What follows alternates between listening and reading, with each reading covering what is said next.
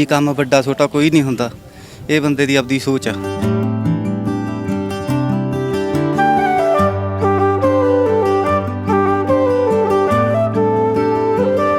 ਇਹ ਤਾਂ ਬਾਬਾ ਨਾਨਕ ਜੀ ਨੇ ਆਪ ਕਿਰਤ ਕਰਾ ਕੇ ਸਿਖਾਇਆ ਆਪਾਂ ਨੂੰ ਵੀ ਨਾਮ ਜਪੋ ਵੰਡ ਛਕੋ ਤੇ ਕਿਰਤ ਕਰੋ।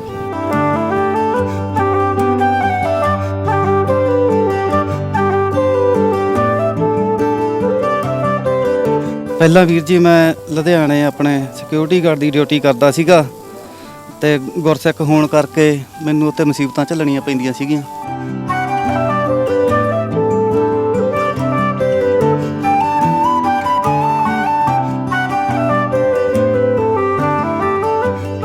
ਜਿਵੇਂ ਹਾਂ ਜੀ ਤੁਸੀਂ ਅੰਮ੍ਰਿਤਧਾਰੀਆਂ ਤੋਂ ਤੁਹਾਡੀ ਸ੍ਰੀ ਸਾਹਿਬ ਵੱਡੀ ਪਾਈ ਆ, ਇਹ ਪਾਈ ਆ।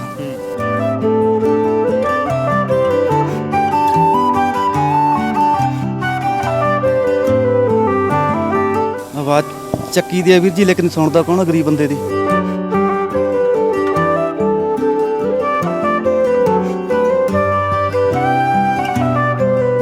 ਫਿਰ ਮੈਨੂੰ ਕੰਮ ਛੱਡਣਾ ਪੈ ਗਿਆ ਜੀ। 3-5 ਵੱਧ ਕਰਦੇ ਸੀ ਆਪਾਂ ਤੋਂ ਨਹੀਂ ਚੱਲ, ਆਪਾਂ 2-3 ਕੰਨ ਤੇ ਜੜਤੀਆਂ।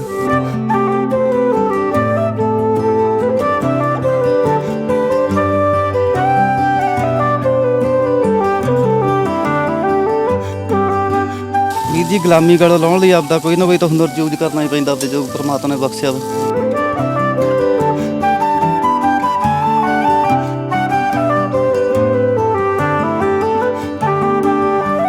ਵੀ ਤਾਨੇ ਮਾਰਦੇ ਹੁੰਦੇ ਵੀ ਤੂੰ ਹੁਣ ਤੂੰ ਰੇਹੜੀ ਲਾਏਂਗਾ ਫਲਾਨਾ ਕਰੇਂਗਾ, ਤੇ ਅੱਜ ਉਹ ਦਿਨਾਂ ਤੇ ਵਾਹਿਗੁਰੂ ਦੀ ਕਿਰਪਾ ਤੇ ਆਹ ਦਿਨ ਅੱਜ।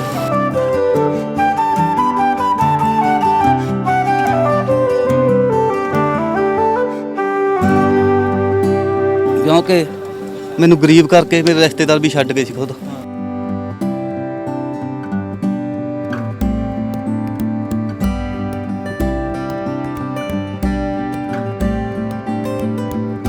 ਜਿਹਦੀ ਜੇਬ 'ਚ ਪੈਸੇ ਨੇ ਚਾਹ ਸਾਰੇ ਯਾਰ ਦੋਸਤ ਰਿਸ਼ਤੇ ਮਿੱਤਰ ਸਾਰੇ ਉਹਨਾਂ ਦੇ।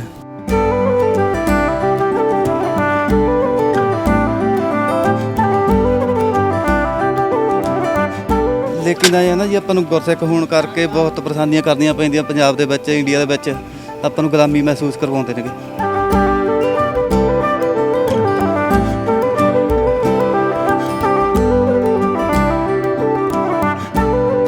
ਪਹਿਲਾਂ ਸੀਗਾ ਵੀਰ ਜੀ ਮੇਰੇ ਤੇ, ਪਹਿਲਾਂ ਮੈਨੂੰ ਤਾਨੇ ਮਾਰ ਦਿੰਦੇ ਹਾਂ ਤੂੰ ਹੁਣ ਰੇਹੜੀ ਲਾਏਂਗਾ, ਤੇ ਅੱਜ ਮੇਰੀਆਂ ਉਦਾਹਰਨਾਂ ਦਿੰਦੇ ਨੇਗੇ ਵੀ ਹਾਂ ਬੰਦਾ ਕਿਰਤ ਕਰਦਾ ਜੀ।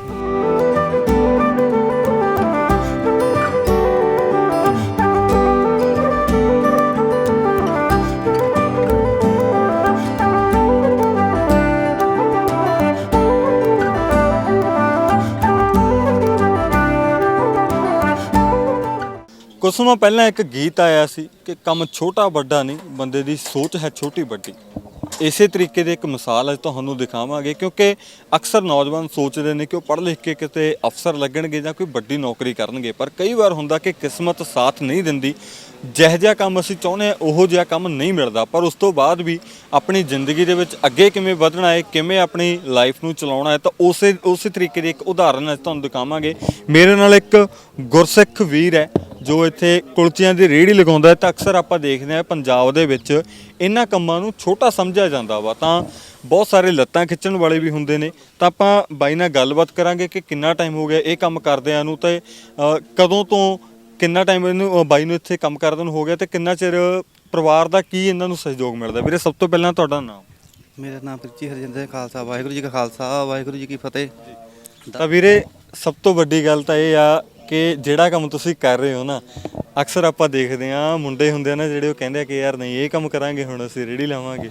ਤਾਂ ਇਹ ਇੱਕ ਵੱਡੀ ਗੱਲ ਆ, ਤੁਸੀਂ ਮਿਹਨਤ ਕਰ ਰਹੇ ਹੋ, ਕਿਰਤ ਕਰ ਰਹੇ ਹੋ, ਤਾਂ ਉਹ ਸਭ ਤੋਂ ਵੱਡੀ ਗੱਲ ਆ। ਪਰ ਉਸ ਤੋਂ ਵੀ ਵੱਡੀ ਗੱਲ ਆ ਕਿ ਤੁਸੀਂ ਨਾ ਰੇਹੜੀ ਲਗਾ ਕੇ ਇੱਥੇ ਕੰਮ ਕਰ ਰਹੇ ਹੋ, ਤਾਂ ਇਹ ਮਨ ਦੇ ਵਿੱਚ ਕਿਵੇਂ ਖਿਆਲ ਹੈ ਜਾਂ ਇਹ ਕੰਮ ਕਿਉਂ ਕਰ ਰਹੇ ਹੋ? ਵੀਰ ਜੀ ਕੰਮ ਵੱਡਾ ਛੋਟਾ ਕੋਈ ਨਹੀਂ ਹੁੰਦਾ, ਇਹ ਬੰਦੇ ਦੀ ਆਪਦੀ ਸੋਚ ਆ।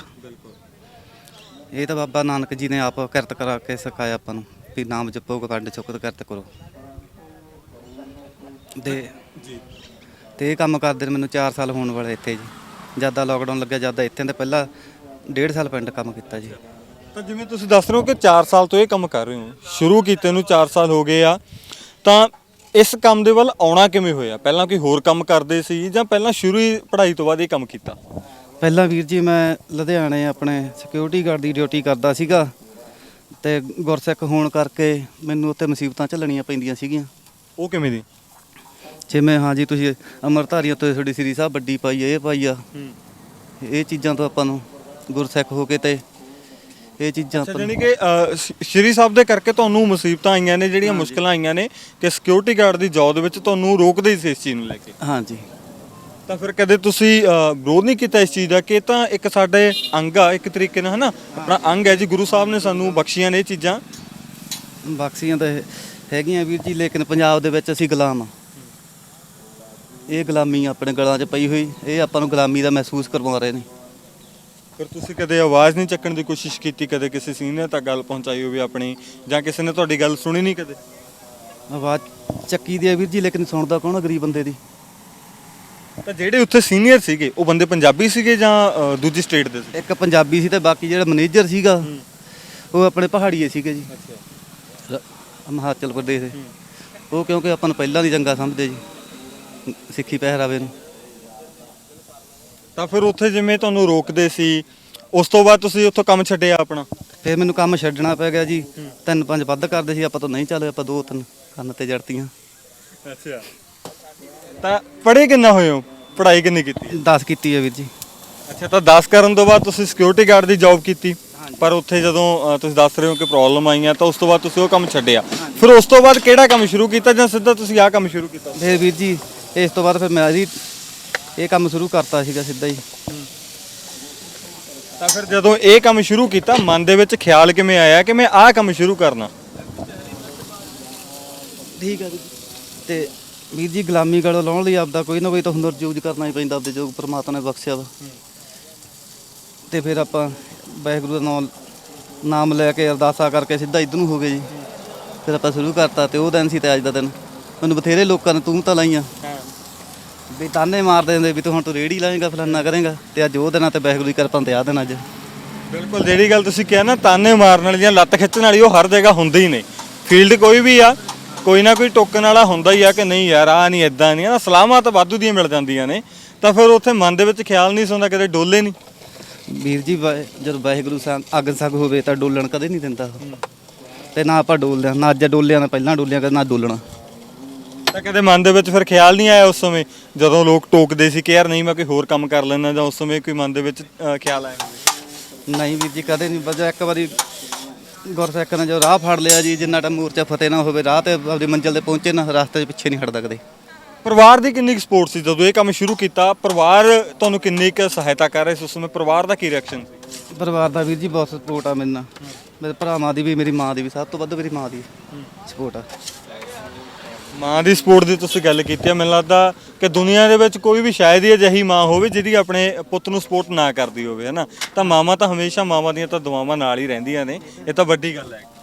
ਹਾਂਜੀ ਵੀਰੇ, ਬਸ ਮੇਰੇ ਜੋ ਵੀ ਕੁਛ ਮੈਂ ਅੱਜ ਵੀ ਹੈਗਾ, ਮੈਂ ਉਹਦੀ ਮਾਂ ਕਰਕੇ ਇੱਥੇ ਤੱਕ ਪਹੁੰਚਿਆ। ਕਿਉਂਕਿ ਮੈਨੂੰ ਗਰੀਬ ਕਰਕੇ ਮੇਰੇ ਰਿਸ਼ਤੇਦਾਰ ਵੀ ਛੱਡ ਗਏ ਸੀ ਖੁਦ। ਫਿਰ ਹੁਣ ਜਿਵੇਂ ਤੁਹਾਡਾ ਕੰਮ ਕਰਦੇ ਨੂੰ ਕਾਫੀ ਟਾਈਮ ਹੋ ਗਿਆ, ਤਾਂ ਕੰਮ ਵਧੀਆ ਚੱਲਦਾ ਤੁਹਾਡਾ? ਕੰਮ ਵੀਰ ਜੀ ਚੜ੍ਹਦੀ ਕਲਾ, ਵਾਹਿਗੁਰੂ ਦੀ ਕਿਰਪਾ, ਇੱਥੇ ਵਧੀਆ ਰਹਿਮਤ ਬਰਕਤਦੀ ਆ। ਤਾਂ ਫਿਰ ਹੁਣ ਜਿਵੇਂ ਰਿਸ਼ਤੇਦਾਰਾਂ ਨੂੰ ਤੁਸੀਂ ਗੱਲ ਪਹਿਲਾਂ ਕੀਤੀ ਆ, ਮੈਂ ਉਹ ਫੇਰ ਇੱਥੇ ਸਵਾਲ ਉਹੀ ਪੁੱਛੂੰਗਾ ਕਿ ਹੁਣ ਰਿਸ਼ਤੇਦਾਰਾਂ ਨਾਲ ਫਿਰ ਕਿਹੋ ਜਿਹੇ ਰਿਲੇਸ਼ਨ ਨੇ, ਕਿੱਦਾਂ ਦਾ ਵਰਤਾਰਾ, ਆਉਂਦੇ ਜਾਂਦੇ ਨੇ, ਗੱਲਬਾਤ ਹੁੰਦੀ ਆ ਜਾਂ ਨਹੀਂ? ਰਿਸ਼ਤੇਦਾਰ ਵੀਰ ਜੀ ਹੁਣ ਵਰਤਦੇ ਨੇ, ਵਧੀਆ ਆਉਂਦੇ ਜਾਂਦੇ ਨੇਗੇ, ਦੇਖਦੇ ਆ ਵੀ ਅੱਜ ਵੀ ਯਾਰ ਉਹੀ ਨੇਗੇ ਆਪਾਂ, ਤੇ ਕੱਲ ਵੀ ਉਹੀ ਸੀਗੇ। ਤੇ ਵੈਲਿਊ ਹੈਗੀ ਅੱਜ ਕੱਲ੍ਹ ਪੈਸੇ ਦੀ, ਜਿਹਦੀ ਜੇਬ 'ਚ ਪੈਸੇ ਨੇ, ਚਾਹ ਸਾਰੇ ਯਾਰ ਦੋਸਤ ਰਿਸ਼ਤੇ ਮਿੱਤਰ ਸਾਰੇ ਉਹਨਾਂ ਦੇ ਨੇ। ਤਾਂ ਫਿਰ ਪਿੰਡ ਦੇ ਹੁਣ ਜਿਹੜੇ ਲੋਕ ਹੋਣਗੇ ਉਹਨਾਂ ਦਾ ਕੀ ਰਿਸਪੌਂਸ ਹੁੰਦਾ, ਉਹ ਕਿੱਦਾਂ ਦਾ ਰਿਐਕਸ਼ਨ ਕਰਦੇ ਨੇ? ਜਿਵੇਂ ਪਹਿਲਾਂ ਤੁਸੀਂ ਦੱਸ ਰਹੇ ਹੋ ਕਿ ਲੱਤਾਂ ਖਿੱਚਦੇ ਸੀ ਨਾ ਕਾਫੀ ਲੋਕ, ਤਾਂ ਹੁਣ ਫਿਰ ਕੀ ਮਾਹੌਲ ਹੈ ਪਿੰਡ ਦਾ? ਜਿਹੜੇ ਯਾਰ ਦੋਸਤ ਵੀ ਹੋਣਗੇ ਬਹੁਤ ਸਾਰੇ ਵਿੱਚ, ਨਾ, ਤਾਂ ਉਹਨਾਂ ਦਾ ਕੀ ਰਿਐਕਸ਼ਨ ਹੁੰਦਾ? ਉਹ ਤਾਂ ਵੀਰ ਜੀ ਹੁਣ ਕਹਿੰਦੇ ਬਹੁਤ ਵਧੀਆ ਵੀਰ ਜੀ, ਹੁਣ ਮੀਂਹ ਆਵੇ, ਕਣੀ ਆਵੇ, ਆ ਕੇ ਇੱਥੇ ਅੱਡੇ ਤੇ ਖੜ ਜਾਈਦਾ, ਵਾਹਿਗੁਰੂ ਦਾ ਨਾਮ ਲੈ ਕੇ ਅਰਦਾਸ ਕਰਕੇ ਖੜ ਜਾਈ, ਤਾਂ ਕਹਿੰਦੇ ਵਧੀਆ ਹੁਣ ਵੀਰ ਜੀ ਤੁਹਾਡਾ ਤਾਂ ਕੰਮ ਵਧੀਆ ਚੱਲਦਾ, ਵੀ ਅਸੀਂ ਕਦੇ ਦਿਹਾੜੀ ਲੱਗਦੀ ਆ, ਕਦੇ ਨਹੀਂ ਲੱਗਦੀ, ਵੀ ਜਿੰਨੇ ਕੁ ਕਮਾਉਂਦੇ ਨੇ ਫੇਰ ਖਾ ਜਾਂਦੇ ਆ, ਨਹੀਂ ਤੁਹਾਡਾ ਚਲ ਵਧੀਆ, ਤੇ ਵਾਹਿਗੁਰੂ ਕਿਰਪਾ ਨਾਲ ਚੱਲੀ ਜਾਂਦਾ। ਬਿਲਕੁਲ ਵੀਰੇ, ਮਿਹਨਤ ਆ ਤਾਂ ਮਿਹਨਤ ਮੈਨੂੰ ਲੱਗਦਾ ਸਭ ਤੋਂ ਵੱਧ ਜ਼ਰੂਰੀ ਗੱਲ ਆ। ਔਰ ਤੁਸੀਂ ਇਹ ਚੀਜ਼ਾਂ ਮੈਂ ਹੁਣ ਸ਼ੁਰੂ ਕੀਤੀ ਸੀ ਜਦੋਂ, ਤਾਂ ਉਸ ਟਾਈਮ ਦੇ ਉੱਤੇ ਫਿਰ ਸਟਰਗਲ ਵੀ ਹੋਏਗੀ ਥੋੜੀ ਬਹੁਤ ਨਾ, ਪੈਸੇ ਦੀ ਵੀ ਪ੍ਰੋਬਲਮ, ਕਿਉਂਕਿ ਇਹਨਾਂ ਚੀਜ਼ਾਂ ਨੂੰ ਬਣਾਉਣ ਦੇ ਲਈ ਵੀ ਪੈਸਾ ਚਾਹੀਦਾ ਸੀ। ਤਾਂ ਫਿਰ ਉਹ ਕੰਮ ਪੈਸਿਆਂ ਦੀ ਹੈਲਪ ਜਿਵੇਂ ਘਰਦਿਆਂ ਨੇ ਕੀਤੀ, ਜਾਂ ਉਹ ਸ਼ੁਰੂਆਤ ਕਿਵੇਂ ਹੋਈ ਤੁਹਾਡੀ ਇੱਥੇ? ਵੀਰ ਜੀ ਕੁਛ ਕੁ ਆਪਦੇ ਕੋਲੇ ਸੀਗੇ ਤੇ ਕੁਛ ਕੁ ਆਪਣੇ ਯਾਰ ਦੋਸਤ ਸੀਗੇ, ਉਹਨਾਂ ਤੋਂ ਹੱਥ ਧਾਰੇ ਫੜ ਕੇ ਲੈ ਕੇ ਕੰਮ ਸ਼ੁਰੂ ਕੀਤਾ।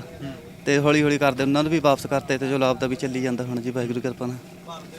ਤਾਂ ਫਿਰ ਹੁਣ ਜ਼ਿੰਦਗੀ ਤੋਂ ਖੁਸ਼ ਹੋ, ਸੰਤੁਸ਼ਟ ਹੋ? ਹਾਂਜੀ ਵੀਰ ਜੀ ਸੰਤੁਸ਼ਟ ਹਾਂ ਵਾਹਿਗੁਰੂ ਦੀ ਕਿਰਪਾ ਨਾਲ, ਵਧੀਆ ਜੀ, ਵਧੀਆ ਟਾਈਮ ਪਾਸ ਹੋਈ ਜਾਂਦਾ ਵਾ, ਵਧੀਆ ਚੱਲੀ ਜਾਂਦਾ ਵੀਰ ਜੀ ਆਪਣਾ ਕੰਮ ਇੱਥੇ ਜੀ।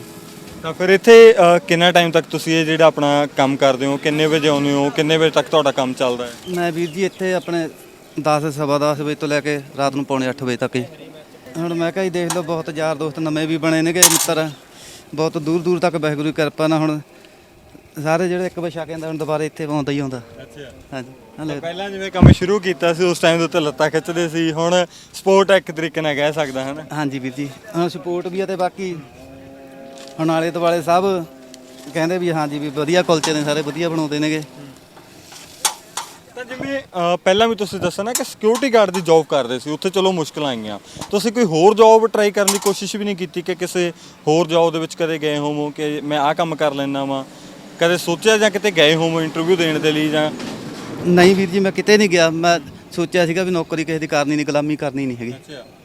ਵੀ ਖਾਲਸਾ ਹੋ ਕੇ ਕਿਸੇ ਦੀ ਗੁਲਾਮੀ ਕਰਨੀ ਬਹੁਤ ਵੱਡਾ ਪਾਪ ਆ, ਵੀ ਨਾ ਇਹ ਗੁਲਾਮੀ ਆਪਾਂ ਕੀਤੀ ਆ ਨਾ ਕਦੇ ਕਰਨੀ। ਮਿਹਨਤ ਦੇ ਵਿੱਚ ਤਾਂ ਚਲੋ ਕੋਈ ਇਦਾਂ ਦੀ ਉਹ ਗੱਲ ਨਹੀਂ ਕਿ ਮਿਹਨਤ ਆਪਾਂ ਜੇਕਰ ਕੰਮ ਕੋਈ ਕਰਦੇ ਹਾਂ ਤਾਂ ਉੱਥੇ ਤਾਂ ਮੈਨੂੰ ਲੱਗਦਾ ਸ਼ਾਇਦ ਇਹ ਚੀਜ਼ਾਂ ਨਹੀਂ ਆਉਂਦੀਆਂ। ਮਿਹਨਤ ਕਿਰਤ ਆ ਉਹ ਕਿਸੇ ਵੀ ਫੀਲਡ ਵਿੱਚ ਹੋ ਸਕਦੀ। ਹਾਂਜੀ ਉਹ ਤਾਂ ਹੈਗਾ ਵੀਰ ਜੀ, ਲੇਕਿਨ ਇਹ ਨਾ ਜੀ ਆਪਾਂ ਨੂੰ ਗੁਰਸਿੱਖ ਹੋਣ ਕਰਕੇ ਬਹੁਤ ਪਰੇਸ਼ਾਨੀਆਂ ਕਰਨੀਆਂ ਪੈਂਦੀਆਂ ਪੰਜਾਬ ਦੇ ਵਿੱਚ, ਇੰਡੀਆ ਦੇ ਵਿੱਚ ਆਪਾਂ ਨੂੰ ਗੁਲਾਮੀ ਮਹਿਸੂਸ ਕਰਵਾਉਂਦੇ ਨੇਗੇ।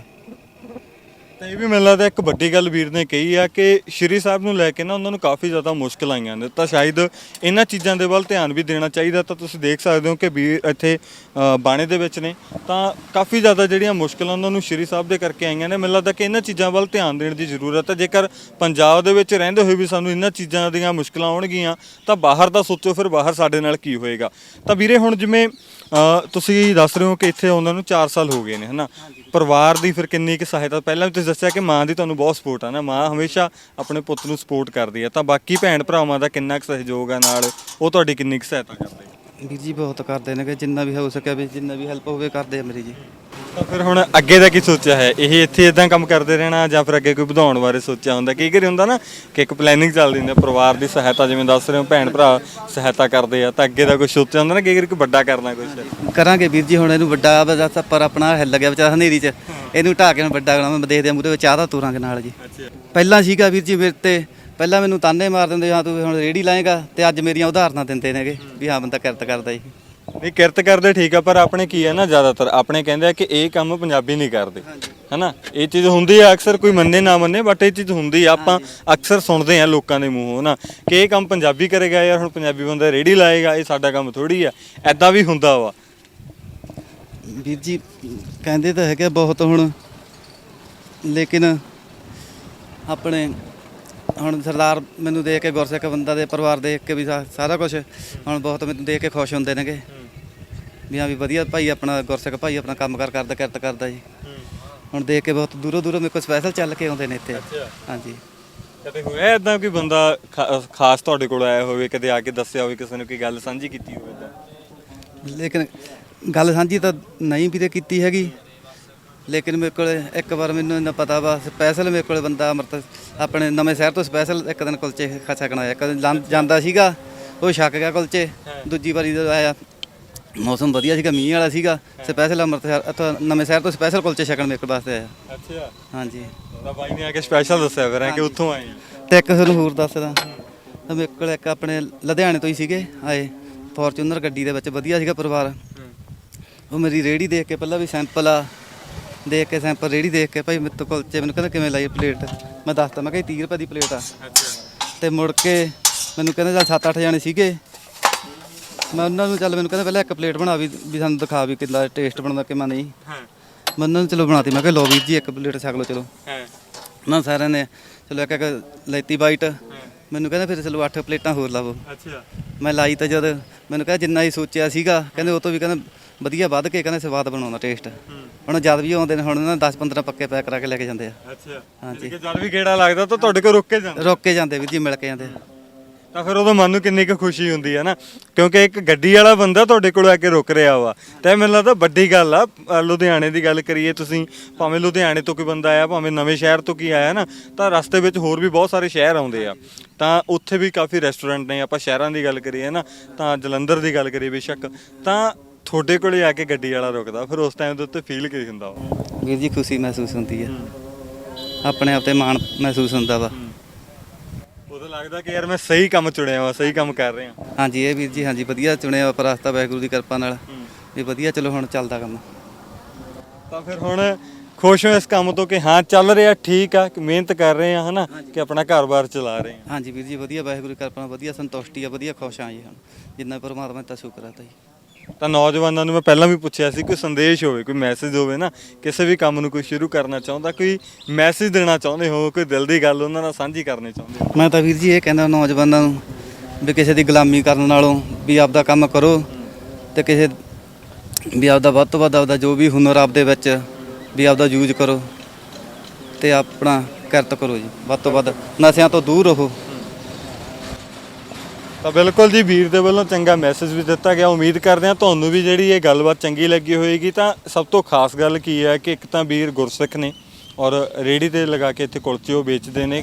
ਪਹਿਲਾਂ ਉਹਨਾਂ ਨੇ ਵੀ ਦੱਸਿਆ ਵਾ ਕਿ ਜਦੋਂ ਸ਼ੁਰੂ ਕੀਤਾ ਸੀ ਤਾਂ ਕਾਫੀ ਮੁਸ਼ਕਲ ਆਈਆਂ ਸੀ, ਲੋਕ ਟੋਕਦੇ ਸੀਗੇ, ਆਲਾ ਦੁਆਲਾ ਜਿਹੜਾ ਆਪਣਾ ਹੁੰਦਾ ਹਮੇਸ਼ਾ ਨਾ ਟਿਚਰਾਂ ਹੁੰਦੀਆਂ ਨੇ, ਲੱਤਾਂ ਖਿੱਚੀਆਂ ਜਾਂਦੀਆਂ ਨੇ, ਪਰ ਉਸ ਦੇ ਬਾਵਜੂਦ ਵੀਰ ਕਹਿੰਦਾ ਮੈਂ ਡੋਲਿਆ ਨਹੀਂ, ਆਪਣਾ ਕੰਮ ਸੋਚਿਆ ਸੀ ਕਿ ਮੈਂ ਇਹ ਕਰਨਾ, ਤਾਂ ਉਹ ਕੰਮ ਕੀਤਾ, ਸ਼ੁਰੂ ਕੀਤਾ, ਤਾਂ ਇੱਥੇ ਤੱਕ ਪਹੁੰਚੇ ਨੇ ਕਿ ਘਰ-ਬਾਰ ਵਧੀਆ ਚਲਾ ਰਹੇ ਨੇ। ਹਾਲਾਂਕਿ ਇਹ ਜ਼ਰੂਰ ਆ ਕਿ ਇੱਥੋਂ ਇਸ ਕੰਮ ਤੋਂ ਆਪਾਂ ਇਹ ਕਹਿ ਸਕਦੇ ਹਾਂ ਕਿ ਚਲੋ ਕੋਠੀਆਂ ਕਾਰਾਂ ਤਾਂ ਨਹੀਂ ਬਣਨਗੀਆਂ, ਪਰ ਇਹ ਜ਼ਰੂਰ ਹੈ ਕਿ ਇੱਕ ਮਨ ਦੀ ਸੰਤੁਸ਼ਟੀ ਹੈ ਨਾ ਜਿਹੜੀ, ਉਹ ਇੱਥੇ ਜ਼ਰੂਰ ਮਿਲੇਗੀ ਕਿ ਕਿਰਤ ਕਰ ਰਹੇ ਹਾਂ, ਮਿਹਨਤ ਕਰ ਰਹੇ ਹਾਂ, ਔਰ ਮਿਹਨਤ ਦੀ ਖਾ ਰਹੇ ਹਾਂ। ਤਾਂ ਸ਼ਾਇਦ ਇਹ ਸਭ ਤੋਂ ਵੱਡੀ ਗੱਲ ਹੈ ਕਿ ਅਸੀਂ ਆਪਣੀ ਮਿਹਨਤ ਦੀ ਕਮਾਈ ਖਾ ਰਹੇ ਹਾਂ। ਤਾਂ ਉਮੀਦ ਕਰਦੇ ਹਾਂ ਤੁਹਾਨੂੰ ਇਹ ਗੱਲਬਾਤ ਚੰਗੀ ਲੱਗੀ ਹੋਏਗੀ। ਜੇਕਰ ਤੁਹਾਡਾ ਕੋਈ ਸੁਝਾਅ ਹੈ ਤਾਂ ਕਮੈਂਟਾਂ ਰਾਹੀਂ ਜ਼ਰੂਰ ਦੇਣਾ, ਔਰ ਉਮੀਦ ਕਰਦੇ ਹਾਂ ਕਿ ਤੁਹਾਨੂੰ ਬਾਈ ਦਾ ਜਿਹੜਾ ਕੰਮਕਾਰ ਵੀ ਚੰਗਾ ਲੱਗਿਆ ਹੋਏਗਾ। ਔਰ ਵੀਰ ਗੁਰਸਿੱਖ ਬਾਣੇ ਦੇ ਵਿੱਚ ਹੈ ਬਿਲਕੁਲ, ਤਾਂ ਬਹੁਤ ਘੱਟ ਚੀਜ਼ਾਂ ਪੰਜਾਬ ਦੇ ਵਿੱਚ ਦੇਖਣ ਨੂੰ ਮਿਲਦੀਆਂ। ਇੱਕ ਵੱਖਰੀ ਜਿਹੀ ਚੀਜ਼ ਸਾਨੂੰ ਦੇਖਣ ਨੂੰ ਮਿਲੀ ਜਦੋਂ ਲੰਘੇ ਜਾਂਦੇ ਸੀ, ਤਾਂ ਸੋਚਿਆ ਕਿ ਇਹ ਚੀਜ਼ ਤੁਹਾਡੇ ਨਾਲ ਸਾਂਝੀ ਕੀਤੀ ਜਾਏ। ਤਾਂ ਉਮੀਦ ਕਰਦੇ ਹਾਂ ਜੀ ਪਸੰਦ ਆਈ ਹੋਏਗੀ, ਔਰ ਆਪਣੇ ਵਿਚਾਰ ਜ਼ਰੂਰ ਸਾਂਝੇ ਕਰਨਾ। ਸਹਿਯੋਗੀ ਸਾਥੀ ਵਿੱਕੀ ਜਰਖੜ ਦੇ ਨਾਲ ਸੁਖ ਦਲੇ।